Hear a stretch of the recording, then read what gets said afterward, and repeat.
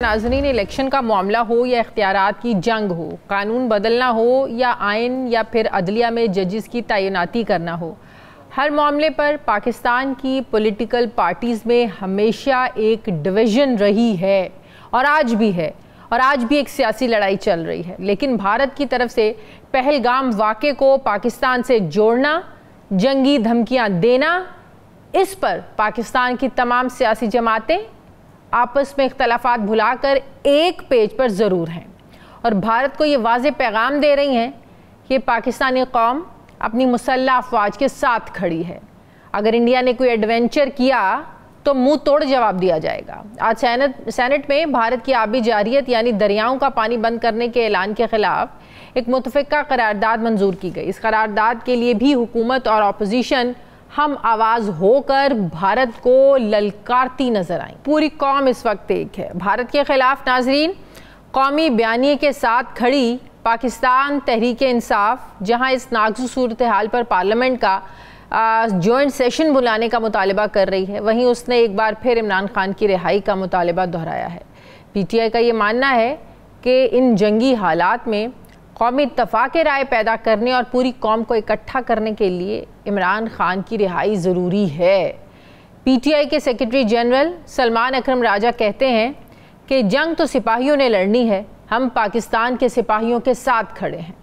जो सियासत में बिगाड़ पैदा करते हैं उनसे हमारा कोई ताल्लुक नहीं। जबकि अपोजिशन लीडर कौमी असम्बली उमर अयूब ने तो ये पेशगोई भी की है कि बहुत जल्द फॉर्म 47 वाले खुद अडयाला जेल में इमरान खान से मिलने जाएंगे। में इस वाक़े को लेकर सारी हुकूमत हो या अपोजिशन इकट्ठे हो गए हैं। वैसे ही पाकिस्तान में भी बदतरीन पॉलिटिकल पोलराइजेशन के बावजूद तहरीक इंसाफ ने नहायत मेचॉरिटी दिखाते हुए फौरी रियासत के साथ खड़े होने का फ़ैसला किया है। क्या ये फ़ैसला हतमी है और इमरान खान की मर्ज़ी के मुताबिक है? क्या अडयाला में इनसे मुशावरत हो चुकी या मुलाकात के बाद फ़ैसला होगा या इस फ़ैसले को बदला जाएगा?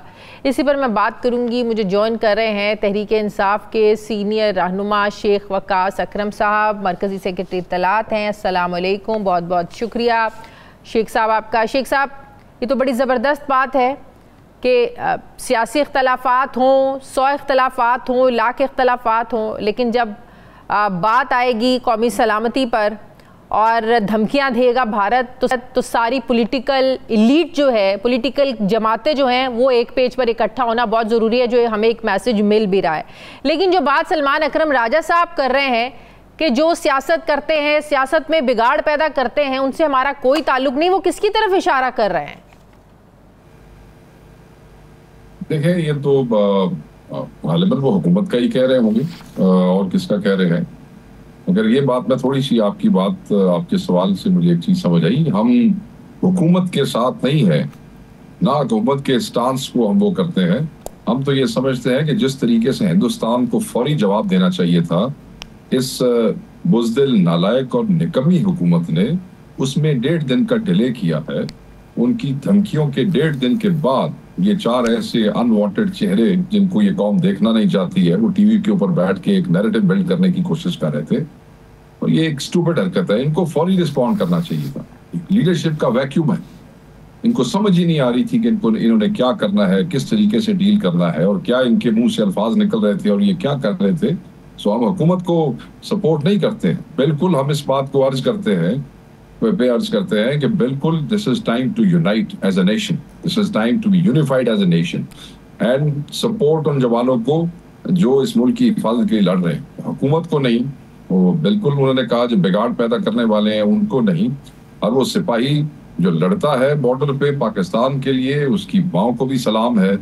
और हिंदुस्तान अगर ये समझता है कि वो पाकिस्तान पे कोई दरअंदाजी कर सकता है या हमला कर सकता है तो हम जो है, मैं तो अभी आप लोगों की तारीफें कर रही थी, मुझे तो अच्छा लग रहा था। एक हम मैसेज देने की कोशिश कर रहे हैं, बल्कि जा रहा है आवाम को ये मैसेज के पूरी कौम साथ है। पॉलिटिकल पोलराइजेशन इस वक्त एटलीस्ट नजर नहीं आनी चाहिए और आप अलग ऐलान कह रहे हैं कि हम इस हुकूमत के साथ नहीं है।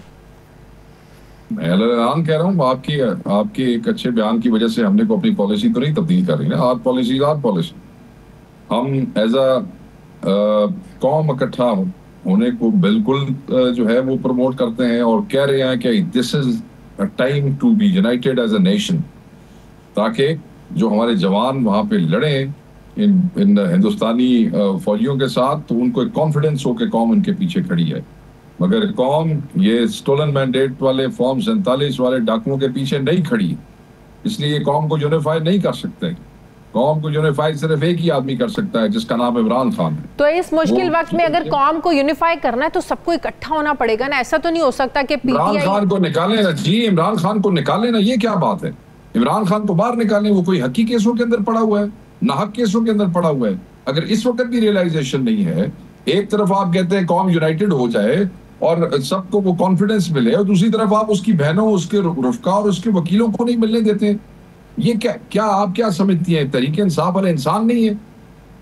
यानी कि आप उनके ऊपर मजालिम भी ढाता रहे, आप उनके साथ वसायत करती रहे, और जब आपको जो है थोड़ी सी कहीं से धमकी लगे तो उसके बाद आप कहिए आओ इकट्ठे हो जाओ। हम इस रियासत के लिए भी इकट्ठे हैं, इस कौम के तौर पे भी इकट्ठे हैं, और हिंदुस्तान की ऐसी की तैसी है, हम उनसे निपट भी लेंगे अगर उन्होंने कोई ऐसा काम किया। लेकिन आप मशरूत कर रहे हैं ना इस यूनिटी को इमरान खान की रिहाई से सर। भाई तो यूनिफाई वही कर सकता है ना, ये स्टोलन मैंडेट वाले चोर तो नहीं यूनिफाई कर सकते। हमारे बंदे तो इनकी शक्लें देखना पसंद नहीं करते, आप कह रहे हैं इनके पीछे खड़े हो जाओ, ऐसे कैसे हो सकता है? इतनी नाराजगी इन लोगों के साथ आप लोगों को है जिनके पास आप समझते हैं इख्तियार ही नहीं है। नाराजगी तो आप लोगों की दूसरी तरफ है, जिनके साथ आप लोग बात करना चाहते हैं उनके साथ आप खड़े हुए हैं, उनको आप लोग सपोर्ट करते हैं। सबके साथ नाराजगी है। जिसने पाकिस्तानी कौम पे, पाकिस्तान के और पाकिस्तान तहरीक इंसाफ के नौजवानों, बच्चों और औरतों के ऊपर जुल्म किया है, सबके साथ नाराजगी है। Not mincing my words. तो फिलवक्त के लिए भी ये नाराजगी खत्म नहीं हो सकती? फिलवक्त के लिए आप इमरान खान को बाहर नहीं निकाल सकते।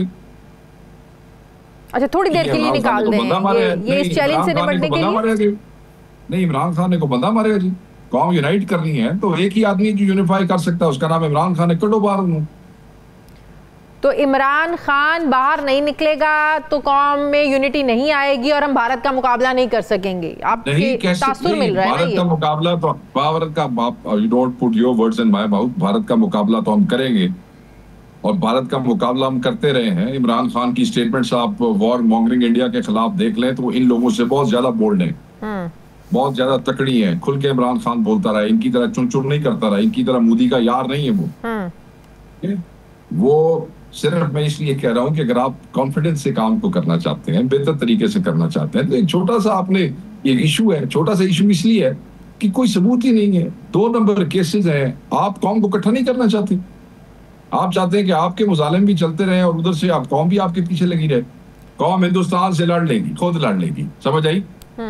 कौम लड़ सकती है। हिंदुस्तान की, मैं दोबारा कह रहा हूँ, ऐसी की तैसी है, उनसे लड़ लेंगे, उसमें हम सब बहसियत कौम इकट्ठे। लेकिन हुकूमत भी तो सख्त एक रवैया अपनाया, सख्त जवाब दे रही है, एक एलामिया जारी हुआ है जिसमें बाद किसी ने मेरे ख्याल है होश दिलाया 1.5 दिन तो बाद। तो सिफारती तरीके से जो इनका एटीट्यूड था वो आप समझते हैं कि वो सेटिस्फाई नहीं है, वो नहीं कर सका। करना चाहिए, वो आपको तड़ियां लगा रहे हैं। हाँ। इतना बड़ा फॉरेन ऑफिस है आपका, उन्होंने तो हमले के कोई 5-10 मिनट बाद ही तड़ियां लगाना शुरू कर दी थी सर, उनका तो प्लान था। चले, आपके पास सारी खबरें मौजूद है, मेरे पास तो सारी खबरें मौजूद नहीं है। ये खबर आपके पास है तो फिर हुकूमत के पास भी होनी चाहिए थी। उनका प्लान था तो आपका प्लान क्यों नहीं था?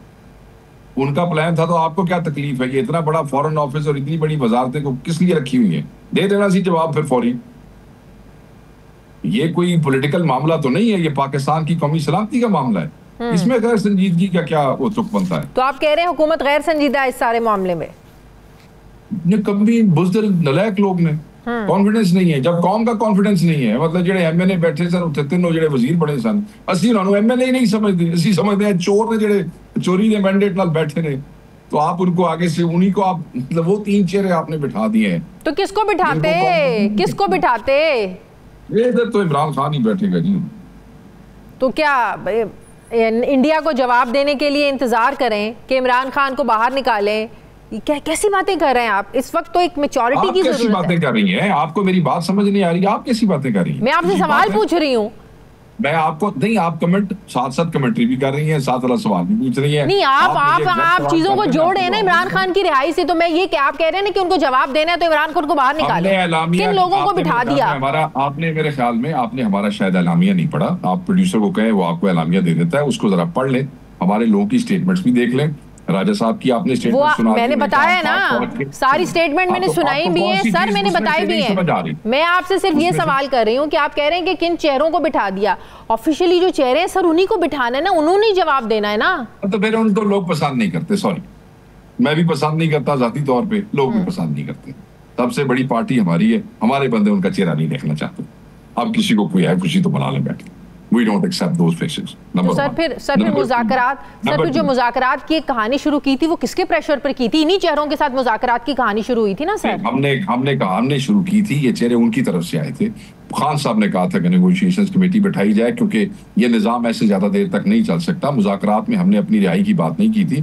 मुज़ाकरात में हमने कहा था कि आप 26 और 9 के हवाले से जुडिशियल कमीशन बनाए, अगर आपको याद होगा तो। जी हाँ जी, बात वहीं पे आकर रुकी थी।